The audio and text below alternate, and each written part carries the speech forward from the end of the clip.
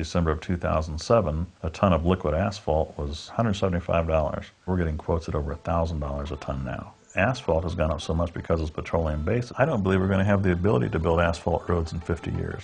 What we're proposing is a road that pays for itself over its lifespan. Not only pay for itself, but provide a whole slew of new features. Welcome to Solar Roadways.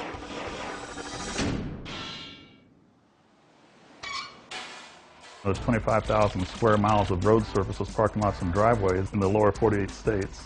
If we covered that with solar panels, just a 15% efficiency, we produce 3 times more electricity than this country uses on an annual basis. And that's almost enough to power the entire world. Roads are collecting heat anyways. This thing collects the power and stores it. Your whole road is an electric grid that delivers the power right to your front door, along with cable TV, high-speed internet access, your telephone, everything right there. The technology behind it has already been done to death.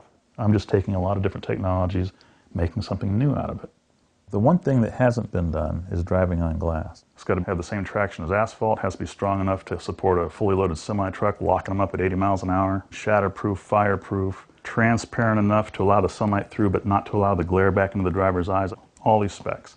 The idea of making a road out of glass is really out-of-the-box thinking, because most people, when you mention the word glass, all they can think about is its fragility and ability to fracture. In fact, glass can have as high a strength as steel. We know how to manufacture glass. We know what photovoltaics are. We know what we have to do to protect glass from damage. We know what it takes to lower manufacturing costs. The research that's really needed has more to do with adapting glass for this particular application. A solicitation came out from the U.S. Department of Transportation for an intelligent pavement that could generate power and pay for itself. And so we applied for it.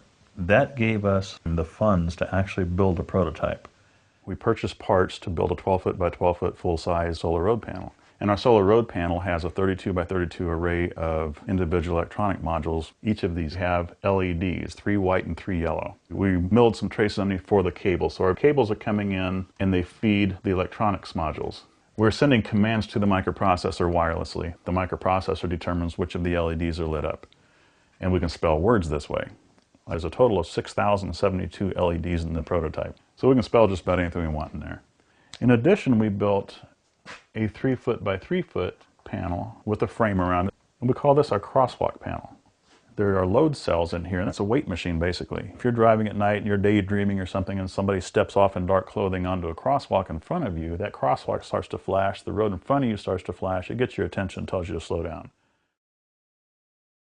What we've learned, your LEDs are recessed into the road. If you stand pretty far off from it, you can't see those LEDs anymore. So what we've discovered is we can actually put it inside the glass layer on top. What we'll do later is fill the interior with a cold curing laminate. And in that way, they're sandwiched in a hermetically sealed environment so that moisture won't get at them. We want to pull the garbage out of landfills and out of the ocean. We take that trash, we turn it into little pellets, we mix that with organic material to make the internal support structure for our solar panels. There are engineering degrees out there they didn't have when I went through, environmental engineering degrees, and a whole generation of new engineers coming up wanting to spend their careers working on the environment. I think that's fantastic. You realize that everything that your ancestors did affects us today, and everything we're doing now is going to affect generation after generation who are going to come after us. We can't keep building asphalt roads, doing the same thing we've been doing since Eisenhower opened the federal highway system in the 1950s.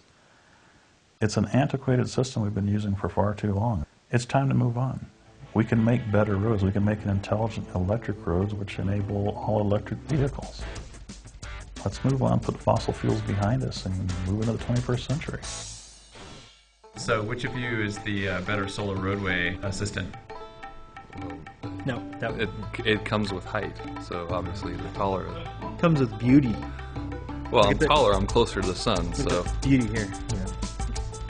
I gotta give him on the beauty. He's a good looking guy. I'll give him that. Did I be saying something really profound here? What's the most profound thing you can think of right now?